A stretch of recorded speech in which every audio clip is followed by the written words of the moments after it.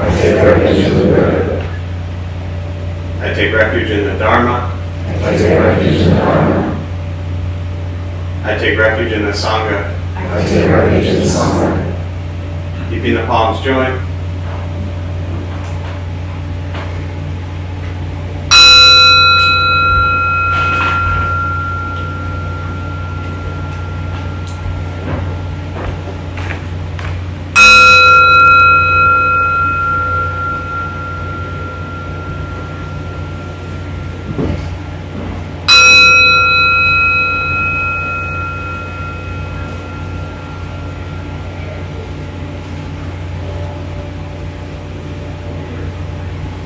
Palms down.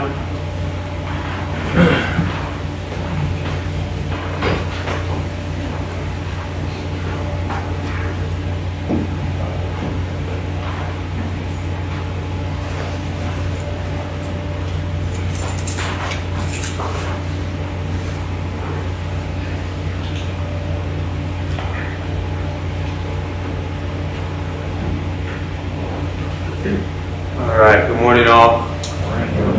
Thank you for showing up and being here on a Saturday morning. Anyone here for the first time? What brings you here? Check it out. Check it out. Check what out? Your practice in the community. Right on. It's the best we got. Yeah. I think about the same. I'm on a little bit of a spiritual journey, so I'm exploring different types of religions. Nice. Well, welcome. I've always wanted to learn more about Buddhism. It's my first opportunity. Yeah, very cool. Thanks. Anyone else? First time here? Yeah, what brings you? Same thing they said, just here to learn. Yeah. Those of you who keep coming back, have you actually learned anything? I don't want to, I mean, we'll make it easy on you for if you just want to skip out now. You know? I mean, they keep showing up, so I don't think they've learned much. If they had, they wouldn't keep showing up. So just, you know, I don't want to put the bar too high. But, well, nice to see you all. Glad you're here. Yeah, the practice is, you know, it's relatively simple. It's just really hard to do. The teachings are very simple. It's just really hard to do. It doesn't get complicated. It's just really hard to do. There's a kind of common expression in Buddhism that he said the same thing 84,000 different ways.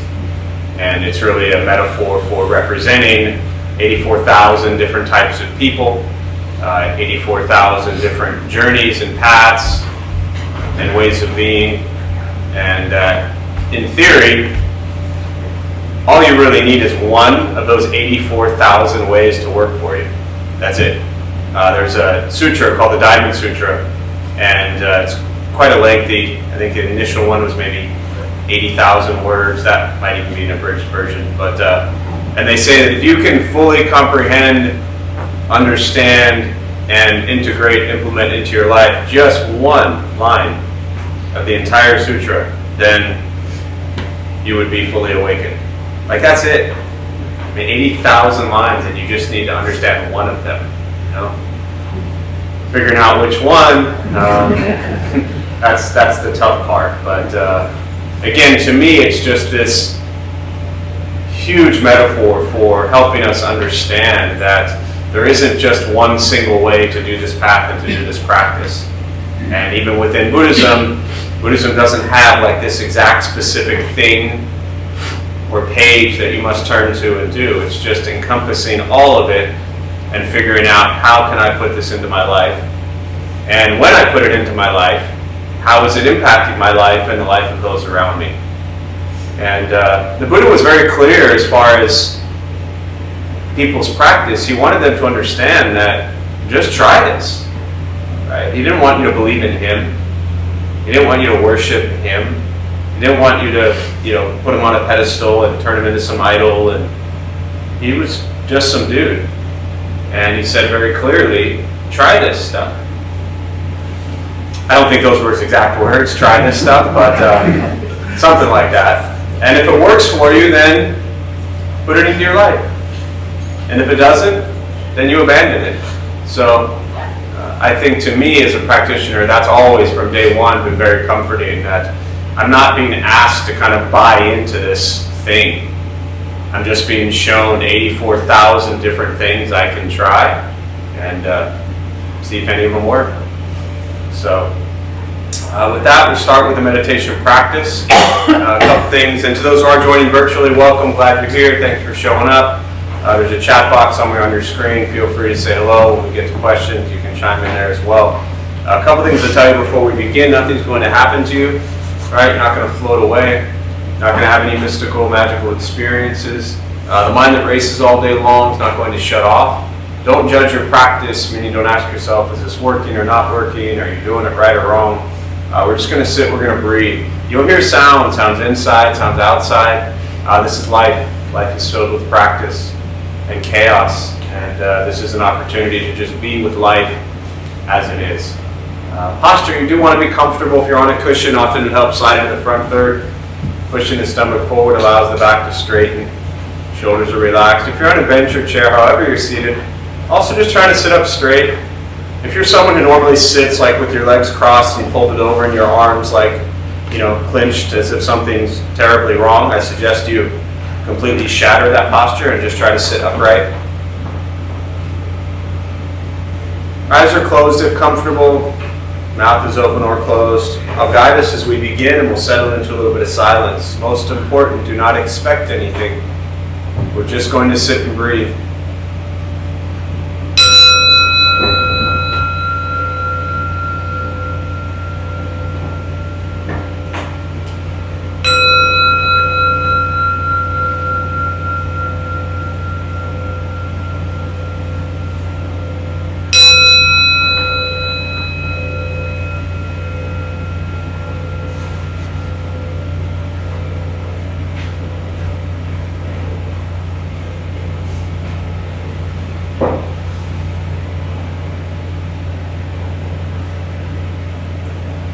Again, starting with the eyes closed if comfortable, or slightly open. Mouth is open or closed.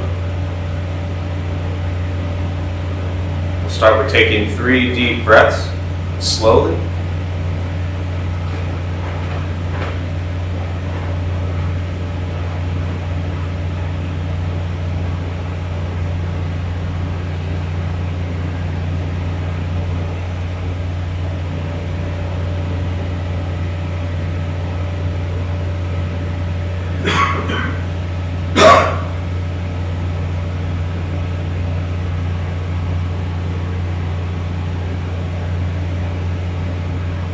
Eventually, settle into a natural rhythm of the breath.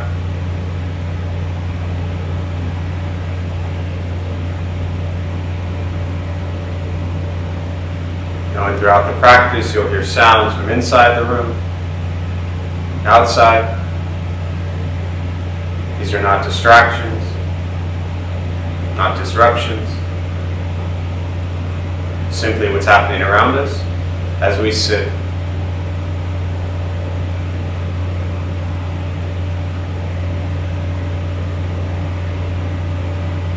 Guide the attention to the stomach or the chest. Breathing in, feel them rise.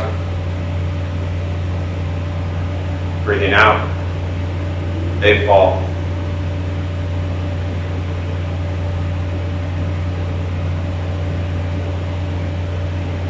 Simply continue this practice, observing sensation of breath. Expecting nothing but to sit.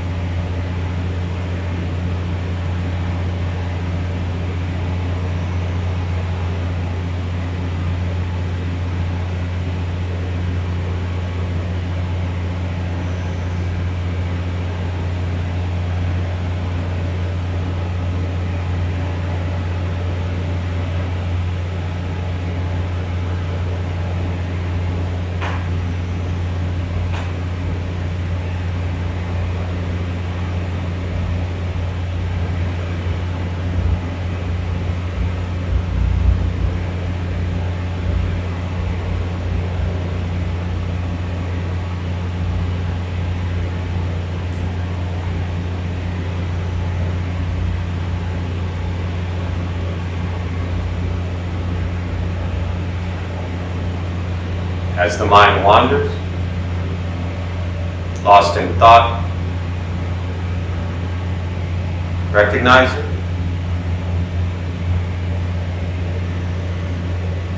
Release that thought.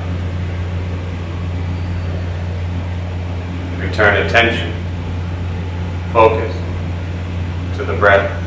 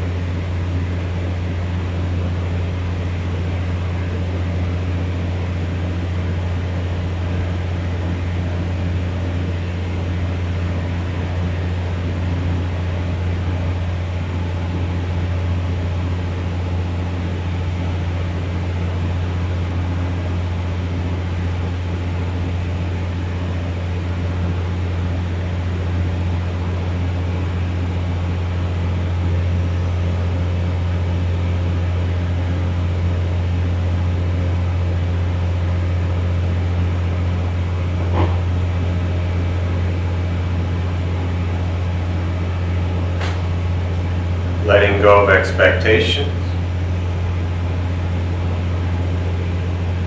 Letting go of judgments from your practice.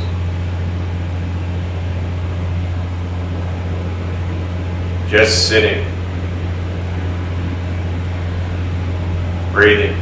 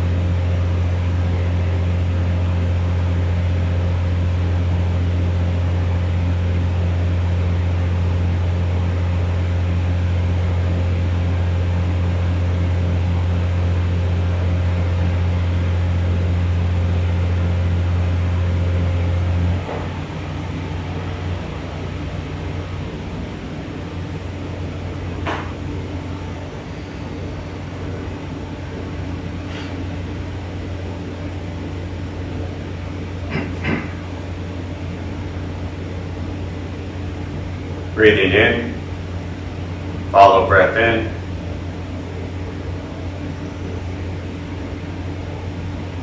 Breathing out, follow breath out.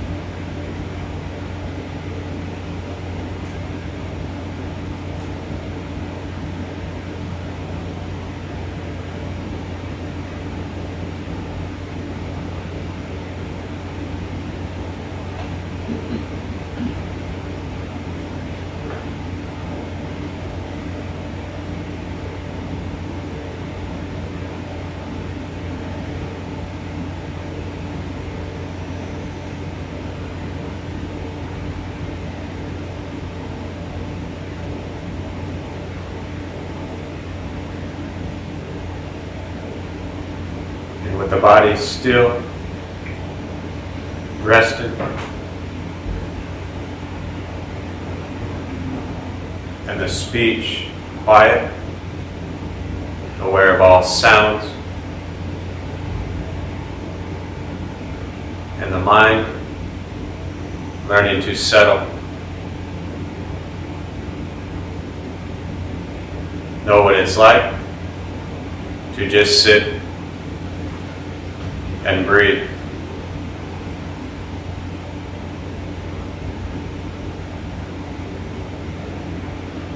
Knowing with each breath, there's nothing else to do, nowhere else to go, and no one else to be.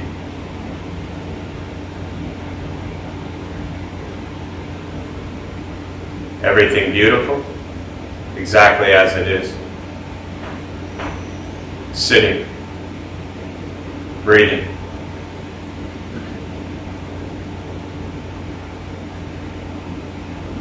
Once again, taking 3 deep breaths, slowly.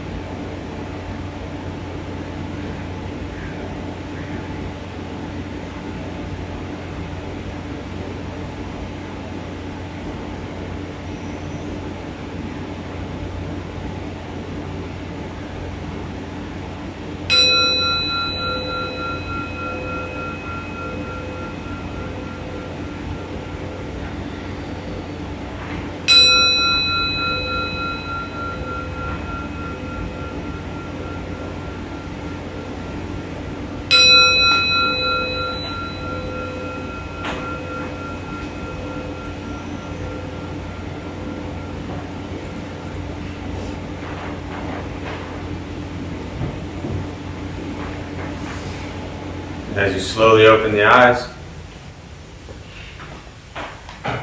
slowly beginning to move.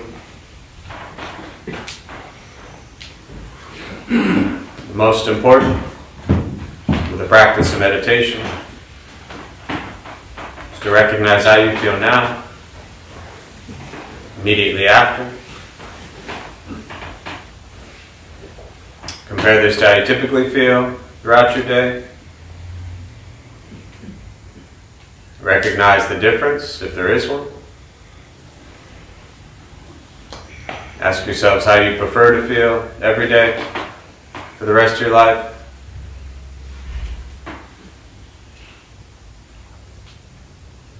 And realize however you feel now, if it's quiet, calm and still, or a busy mind, racing mind, whatever you're sitting with at this moment,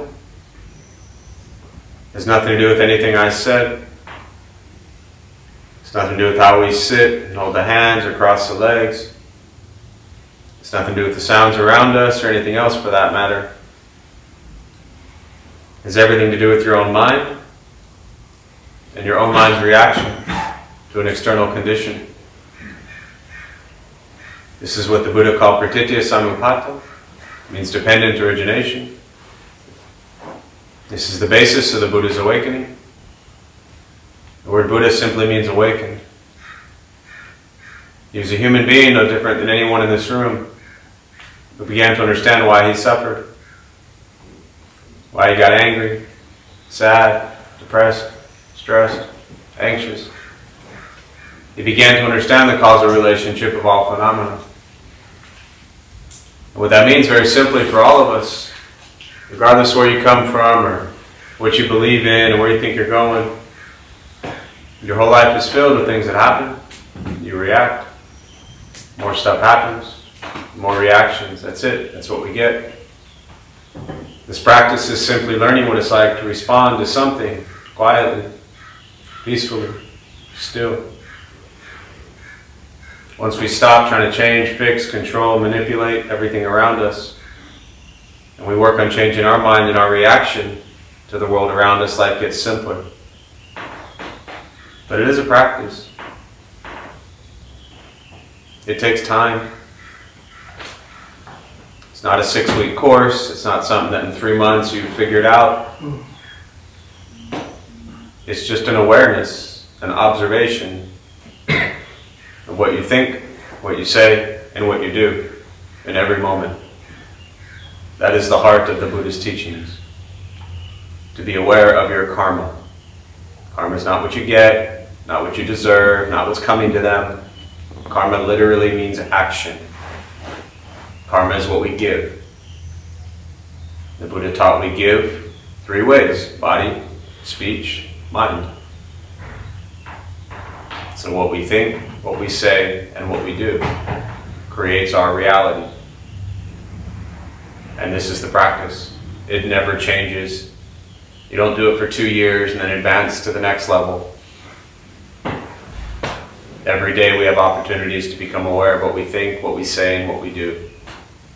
And in theory, the more we cultivate loving kindness and compassion and wisdom, all these key buzzwords you always hear, in theory, what we think, what we say, and what we do begins to change.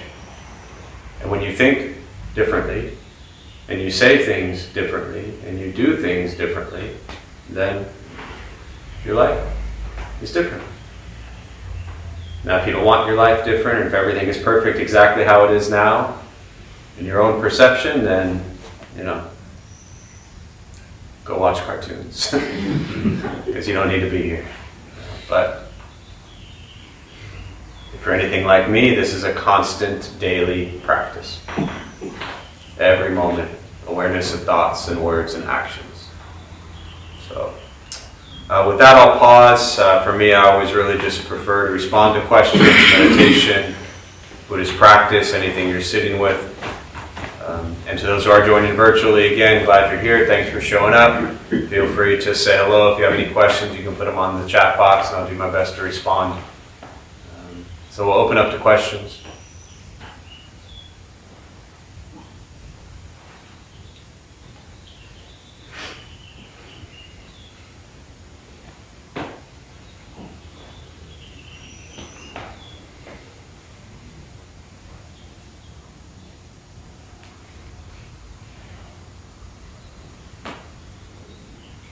The Buddha was raised in a culture of Hinduism. I'm just curious, did he bring any of those philosophies or practices, Sure. rituals and all that colorful stuff? Yeah, the question for those who maybe didn't hear it, that the Buddha was raised in, the religion of Hinduism. Did he bring any of that into what he taught? I'm curious, just before I respond, when you say all that colorful stuff, what do you mean by that? Well, just all the goddesses and gods and the flamboyant colors. And, you know what I'm speaking of. I don't, that's why I'm asking you. Oh, you know, like all them. I don't have to understand or agree, that's why I want you to share. You don't need my validation, I just want you to Yeah, share. they've got Shiva, and they've got Ganesh, and they've got Saraswati, and Lakshmi, and, all these different symbols for, Yeah. not particularly that, but, if you're raised in a culture, you usually bring some of it. And I haven't really felt that, except for maybe waving incense or something, and maybe some chanting, but I don't feel like his philosophy was just completely different. Yeah. That's why I knew exactly what you were getting at. I just wanted to hear you ramble.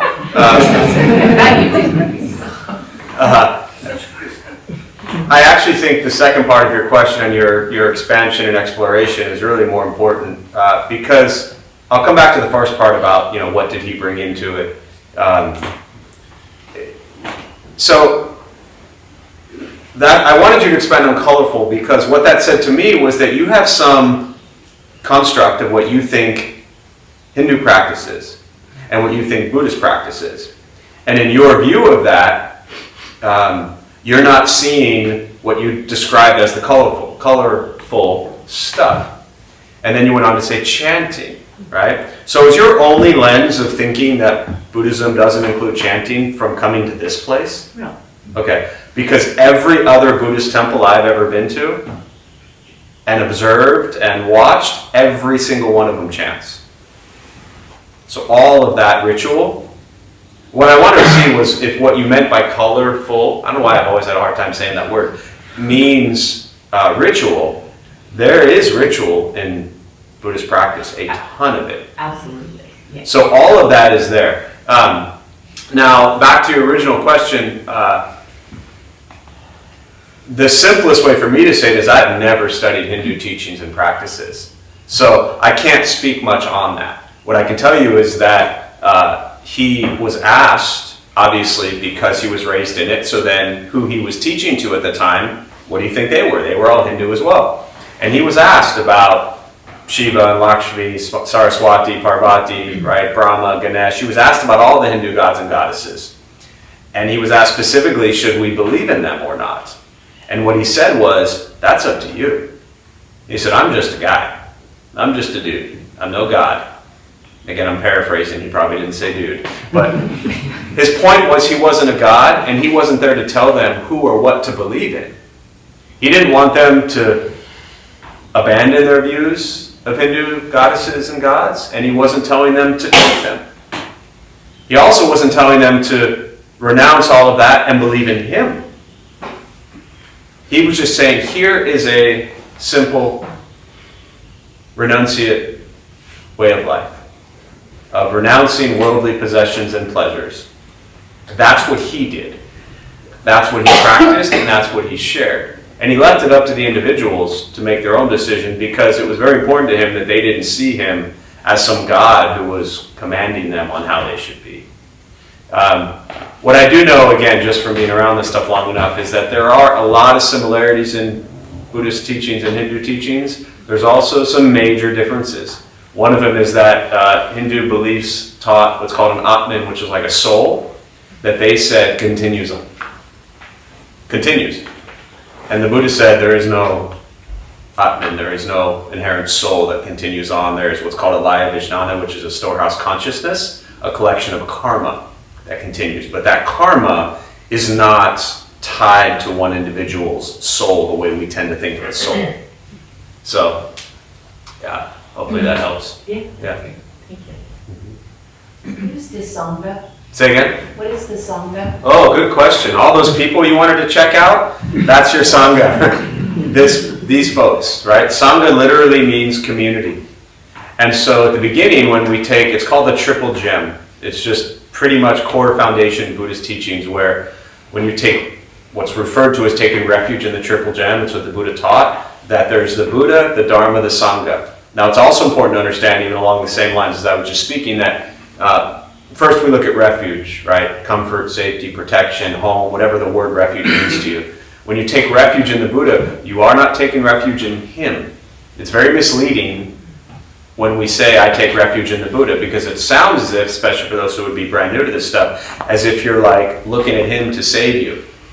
He died 2,500 years ago. You are on your own, my friend. He cannot fix you, save you, heal you, or do anything for you at all. In fact, he never could. You were always on your own.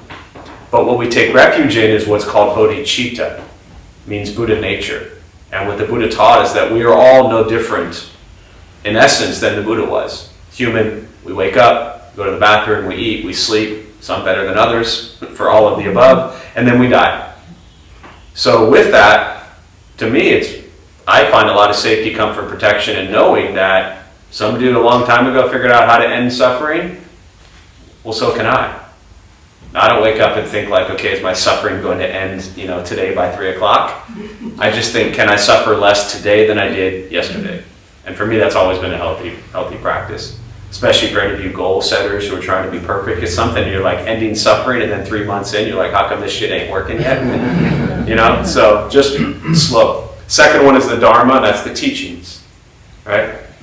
Dharma with a capital D often is referred to as ultimate truth, ultimate reality, which not reality taught by the Buddha, but reality as it is. They call it suchness. Another name for the Buddha is Tathagata, and it means suchness, things as they are. What do we see? We see things that we want to see, or our perception of things. We don't see things as they are. And so Dharma, capital D, is things as they are. Small d, Dharma, is the teachings of the Buddha. And then the Sangha is the community. And at the time of the Buddha, the Sangha was initially just the monks, and then it expanded to the nuns, and then to modern day, it kind of referred to a bunch of people sitting around talking about Buddhism, is your Sangha. And it's important, I think, to see how all three play into an individual's lives. And I always like to talk about Sangha not just as like your Buddhist place, your traffic.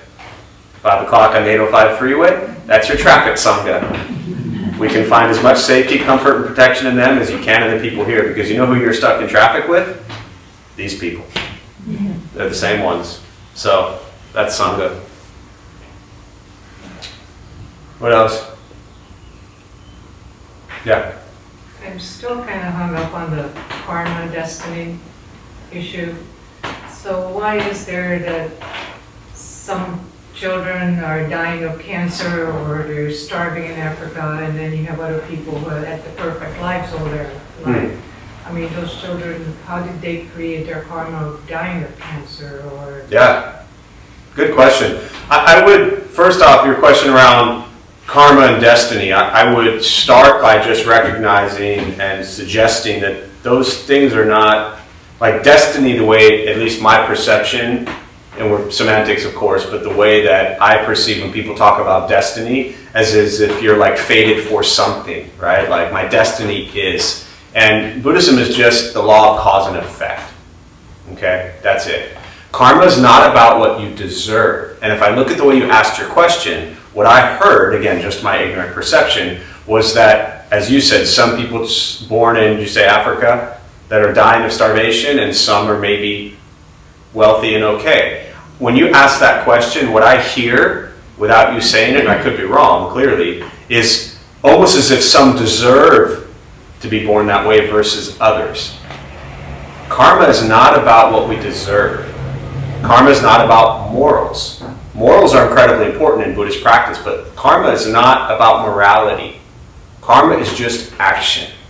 So, if someone is born in a place of tremendous oppression, poverty, all that kind of stuff, that's just their law of cause and effect. It's not about it being good or bad, or right or wrong, or morally okay or not okay. It's just what happens. Some people are born into poverty. Some people are born into wealth. Now, if you want to take it one step further and you want to really, but this almost in a way requires a very deep understanding and study of rebirth and reincarnation. And if you're one who wants to go there, then I suggest, say, the Tibetan Book of the Dead.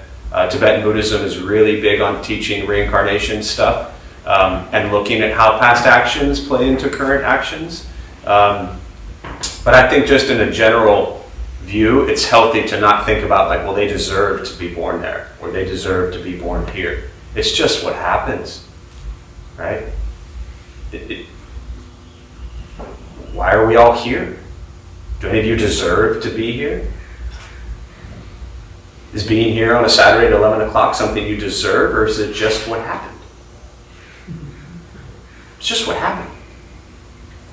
It's not about deserving. You got up, you did your morning routine, and something in you said, I'm going to go there. Things just happen. But we want to assign heavy like meaning onto it. And karma is just the law of cause and effect. Things happen. Not things happen for a reason. It's very complicated, not complicated. To me, well, yeah, the reason I say complicated is I think Western culture, especially just this America, California, filled with New Age stuff, filled with like just all kinds of just fluff. As if like, you know, we're going to manifest and create these worlds that we deserve. Shit just happens. That's it. And we can get confused if we start thinking about kind of New Age philosophies and teachings that say you're getting what you deserve. It doesn't work that way. At least my understanding of what karma actually is. I was just basically wondering if there's some order to it, or it's like, oh, just a big coincidence of however it happens. Well, again, I suggest removing coincidence. Okay. You're here why? Right now, Saturday at 11 o'clock. Because I showed up. Because you showed up. It's not your destiny, it's not coincidence, it's just what happened. You're probably not thinking too heavily or deeply about it, you're just here. It's just what happens. Yeah. And this is difficult for a lot of people, especially with, you know, heavy traumatic events. If I walk across the street and get hit by a car, right, and we want to like blame it on somebody, right? That person wasn't looking, they were driving, they were whatever. I'm equally at fault. It's not about who's going to jail, it's not about morals, it's about the law of cause and effect. If I don't walk across that street, I don't get hit by a car. That's just the truth. If I just never cross the street and watch every single car go by, I don't get hit. But I chose to cross the street. Now that won't sit well with a lot of people because we immediately default to thinking, well, what was wrong with crossing the street? And again, karma is not about what's wrong. Karma is about what happened. But when we get totally attached to our views and what we think is right and wrong, we want to assign meaning to everything. Take away all that for the moment. I don't cross the street, I don't get hit. That's it. Please cross the street. Just be mindful when you do, so you don't get hit. So, yeah. Yeah. Can you talk more about reality? Can I talk more about reality?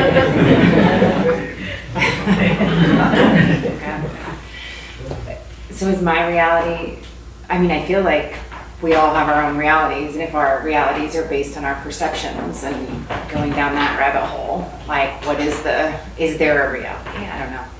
I don't know either, is there? That would literally be an absolutely impossible question for me to answer. That's why I just threw you the striker. That's what happened. How we perceive that is not reality. How I describe, how I picked it up and tossed it to you, and great catch, by the way, it wasn't a great throw, right? That's just what happened. Now we're both going to talk about it and describe it, no longer what happened. To me, the important part of this question about, for those who didn't hear, sorry, was can you talk about reality, right? And you said if your perception of reality is one thing and my perception of reality is something else, what is actual reality, right? That's me paraphrasing your question. To me, the important part is not what is reality.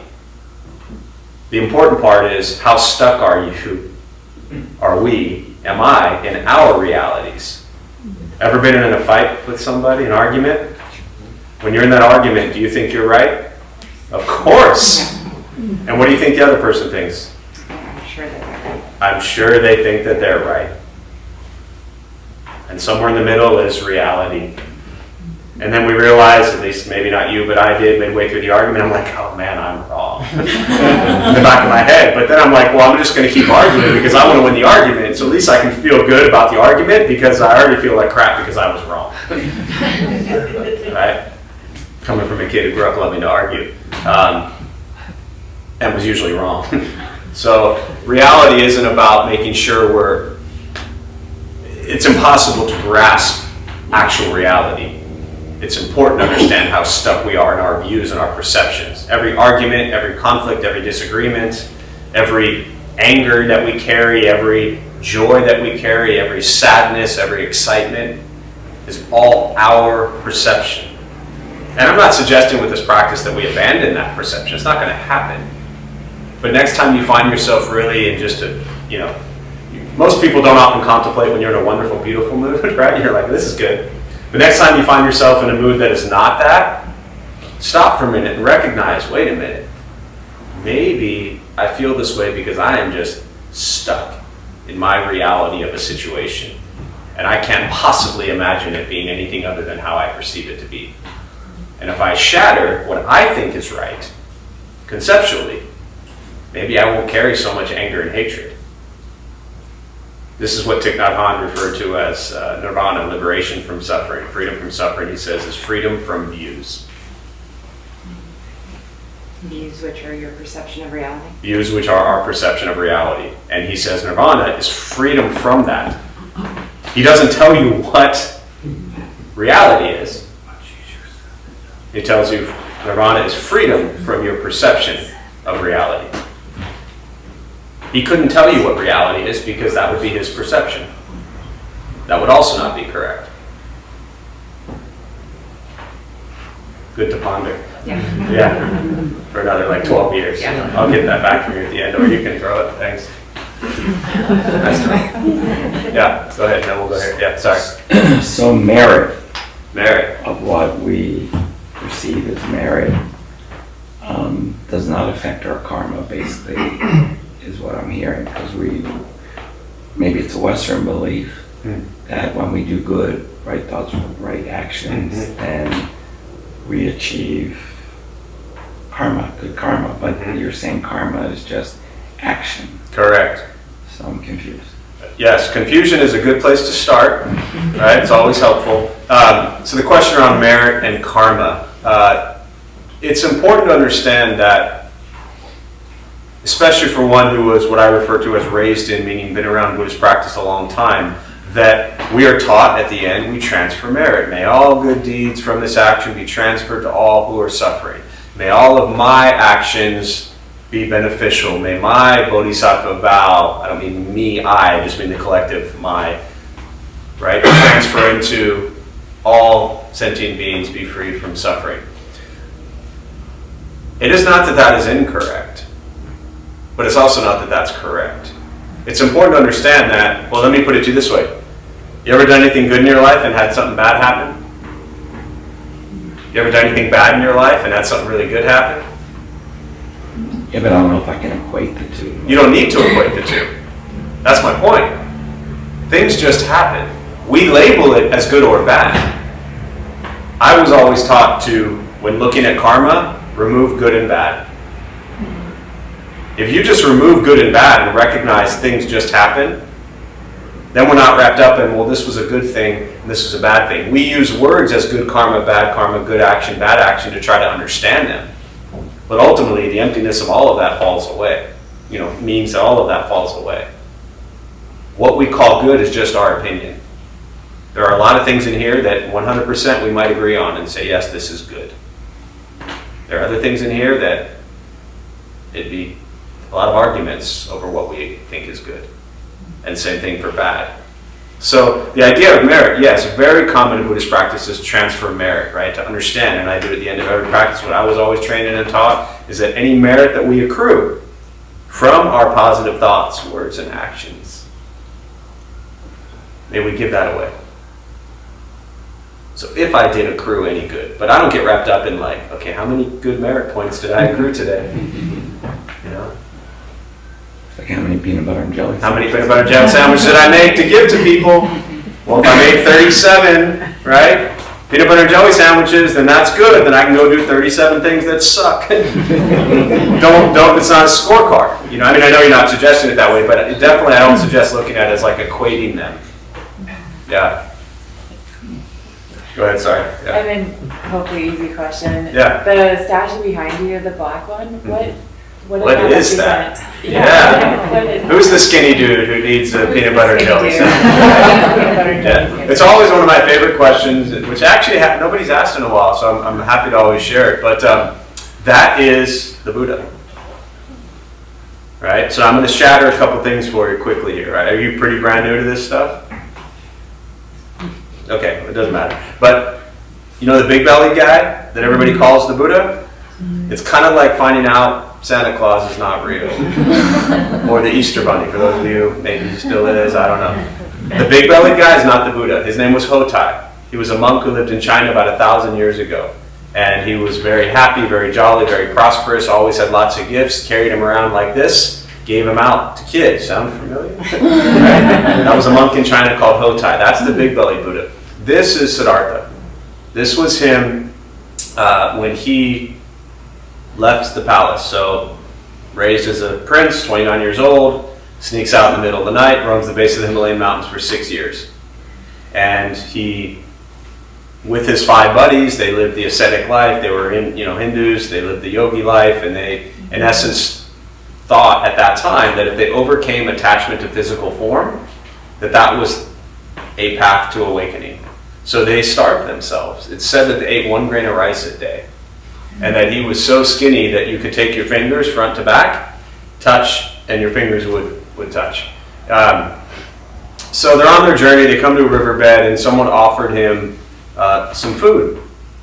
And he said, well, I'm hungry, I want to eat. And his buddies were like, no, you can't eat, we're not doing that thing.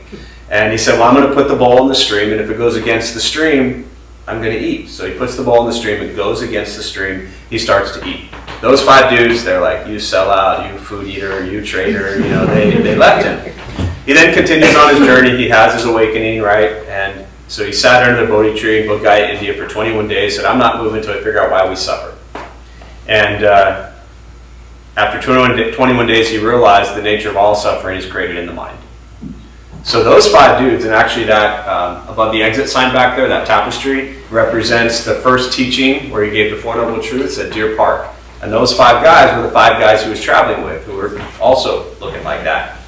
And they said, there's Siddhartha, let's go sit with him. It looks like he's figured something out. So they sat down with him, he taught them the 4 Noble Truths, suffering, the cause of suffering, the ending of suffering, and the path. And they said, we will call you the Buddha. Buddha was just awakened. So they called him the Buddha. He taught for 45 years, and at 80 he died. Now what this statue represents is, in Buddhism, what's called the middle path. And the middle path, in essence, is a balance. And that balance is different for all of us, right? Balance wasn't set by the Buddha. The middle path wasn't set by the Buddha. The middle path, especially for lay people, is to figure out, where is your balance? If you have 50 shirts, you probably don't need 50 shirts. You would do just fine with 30. I even gave you 30 instead of 25, You're probably fine with 30 shirts, get rid of 20, and there's 20 people who don't have shirts that get shirts. You probably don't need 70 pairs of shoes or 30 pairs of shoes, right? I saw that, Joe. And so whatever you have, you probably have enough. And that balance is different for different people. If you spend $30 on a meal, you're probably okay on $20 on a meal. And then you got $10 that can go towards something else.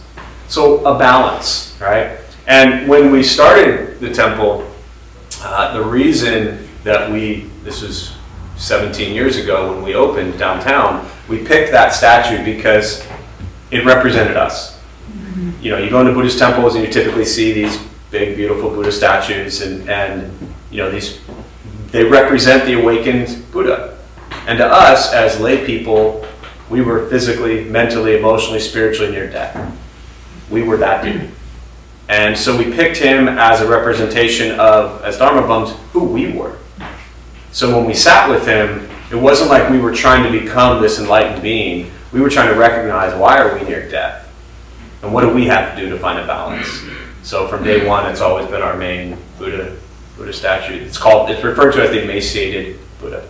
I remember reading that story about Buddha, Yeah. and I remember it was refreshing, thinking like he's figured something out. He was like, basically, like, we don't need religion. This is not a religion. So when I started getting into Buddhism, I think I was surprised with how we have, as like a world, made a religion out of Buddhism. And I'm just curious to ask your thoughts about that. Sure. So the question around that, you know, when you first read about it, it's interesting the wording you used, you know, whatever you read told you it's not a religion because they knew, what's your name? Megan. Megan? They knew Megan would not like religion. So this author, whoever you read, said, we know Megan's not going to like religion, as are millions of other people who are leaving their religions, so we're just going to call Buddhism a philosophy, and then all you Western people are going to be cool with it. It's a word called upaya.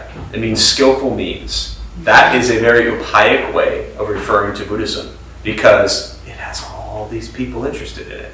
Now, if you were pushed onto this teaching and told that it was a religion, right there the door would be slammed. Most people wouldn't even encounter it. So we, those who have issues with religion, like to call it a philosophy because it sits well with us. So you can all come here on a Saturday morning or wherever you go to your Buddhist stuff, and don't worry, you're not doing this religious thing. You're just exploring a philosophical way of life. Feel better now? Now I hate to shatter it to you. There are millions and millions of people in the world. This is 100% a religious practice. And for them, it's a devout, faith-based religious practice. Doesn't have to be for you, doesn't have to be for anybody. But for a lot, it would be like going into the Catholic Church on the corner and saying, hey, not a religion, a philosophy and way of life. Kind of insulting. You drop into Thailand right now, Taiwan, Japan, any of these Buddhist, countries, it's a religion to them. The way it's practiced is as a philosophy in the West. Now, even the way you worded the question about, the Buddha wasn't saying this is or isn't a religion. He wasn't telling people it is or it isn't. He was living and teaching a way of life. The author might have said that Buddha told people this isn't religion. That was to hook you and to make you feel like you're not practicing a religion. And you're not. But I always want, again, a middle path. To most people here, right?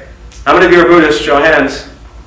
1.5. Nobody here is Buddhist. Right? Nobody comes here to be Buddhist. Nobody leaves trying to be Buddhist. It's not about being Buddhist. It's about your way of life. But I always want to give respect for 2,500 years of religion as Buddhists because it's really important to them. And even by definition, you look at, again, a very Western kind of definition of Buddhism, or religion, it talks about a belief in a higher power. It doesn't exist in Buddhist teachings. A belief in a God doesn't exist in Buddhist teachings. Years ago, a friend of mine, she was Catholic, and she said when she learned about Buddhist teachings, it made her a better Catholic, and she considered Buddhism like a software upgrade. And I thought that was a beautiful application of Buddhist teachings, that it brought her closer to opening her heart and belief in herself and her, life, that actually brought her closer to her religious faith. And I thought that was a really beautiful, beautiful way to explore practice. So, yeah. Authors are skillful. Yeah. It can be whatever you want it to be. And the beauty of Buddhism is even if the Buddha never existed, like if it's all just one big story, and the Buddha was like never even lived, and it's just a completely made up story, it still doesn't change anything. Again, going back to the questions about the triple gem, that you're not here to have faith in him. You're not here to follow him. He didn't want you to follow him. He wanted you to figure out, what do you need to do to alter your life. Because what he did, I mean, any prince or princesses in the room that I'm not aware of? You know, my guess is nobody in this room is worried about how they're going to renounce their, you know, I don't even know what you would call that. But royal, whatever, yeah, title, thank you. So you got to figure out what works for you. And the philosophy of Buddhism is a really great thing that works for you. So, what else? Do one more question, probably, yeah. Dependent origination. Dependent origination. Say something interesting. Say something interesting about it. So, you know, as I say at the end of every meditation, right? Dependent origination, causal relation. You know, the Buddhist understanding of awakening, the causal relationship of all phenomena. It's similar to karma, the law of cause and effect. Is that dependent origination is, again, to my understanding, is that the only reason I'm responding to you right now is because you just asked. That's every moment of our entire life, right? Everything is conditioned. In Buddhism, you hear the word conditioning a lot. Everything is conditioned based on what happened just previously. So every cause has an effect. Every effect is then the cause of the next effect. Dependent origination is understanding that all phenomena, everything is conditioned.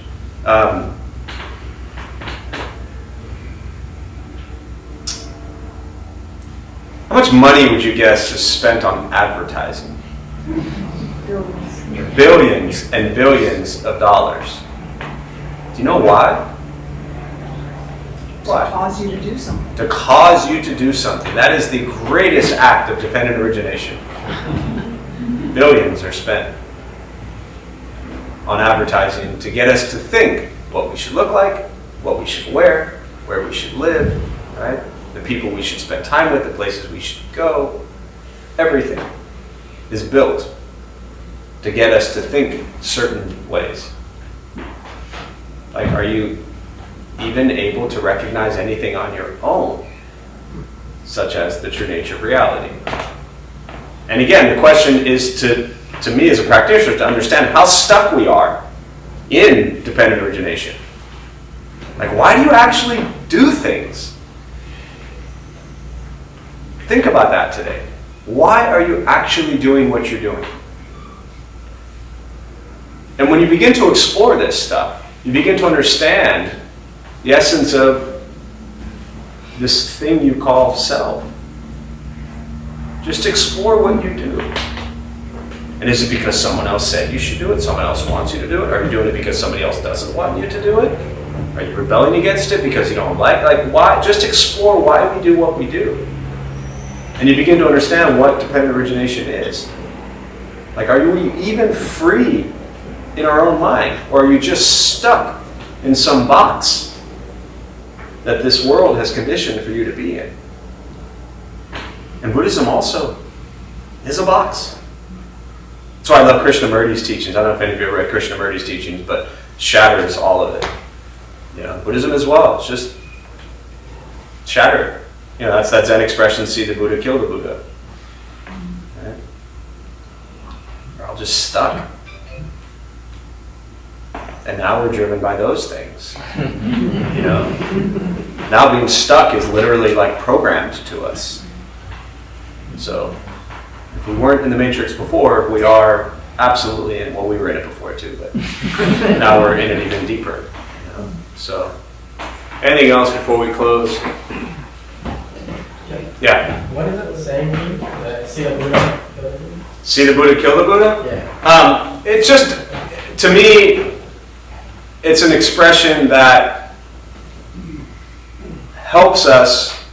So, especially in a Western culture where people come into Buddhism later in life for the most part, you know, unless you were raised in it, 98% of the people we see here weren't raised Buddhist, and so they come into it later in life, and it's something they're like, oh, I like that Buddhist stuff. There's that cool philosophy and a way of life, and it looks peaceful and happy, and you know, I see the Buddha in every day spa, and so like it must be peaceful.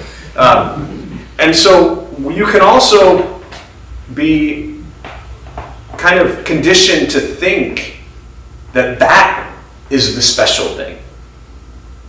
But shatter all of that as well. Because what is special is what you think and what you say and what you do. And Buddhist teachings might be the tool that kind of you're using, right? It's like the finger pointing to the moon is not the moon. The Buddhist teachings are just a tool. But you have to shatter all of that as well. So that's kind of that see the Buddha, kill the Buddha, meaning don't attach to anything or anyone or any view. Because it's all an illusion, it's all impermanent. And that gets into the emptiness teachings, which thankfully we're out of time, so I won't get into that. So stay tuned. Yes, so we'll join palms as we close and do the transfer of merit for all the good merit that we just accrued.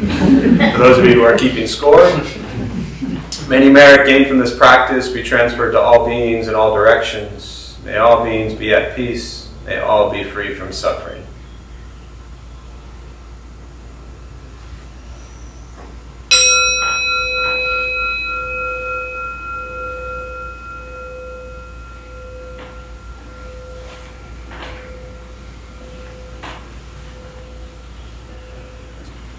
All right, a few quick announcements before you all head out. Thanks for being here. My name is Jeff. I'm a Dharma Bum. We opened up this temple 17 years ago to introduce Buddhist practice to those who show up. Those of us who lead, we're not monks, we're not nuns, we're not gurus, we're not masters, we're not teachers, we're not looking for students, we're just practitioners.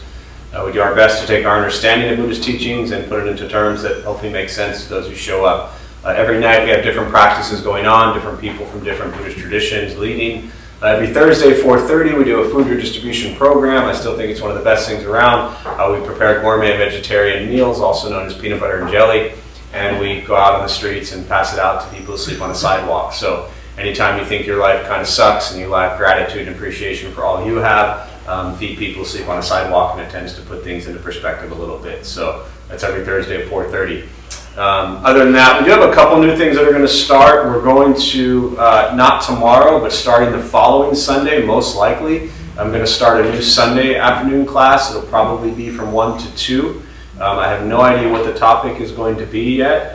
It'll be some sort of meditation, some sort of Dharma talk, some sort of discussion Q&A type thing, but it'll be similar to this, but I'm going to do it on Sundays at 1 o'clock as well. And we're also going to soon, keep an eye out for this. We did our week-long retreats and we had some people stay, and we found that we think it'll be most advantageous for people if we do weekend retreats. So keep an eye out for that. We'll start probably at some point over the next few weeks. So if you're crazy enough and want to spend a weekend at the Dharma Bum Temple from Friday afternoon, evening till Sunday afternoon, that'll be coming soon too. So other than that, Buddha for You is downstairs if you need anything. If you want to stick around and help clean up in the garden or outside or anywhere,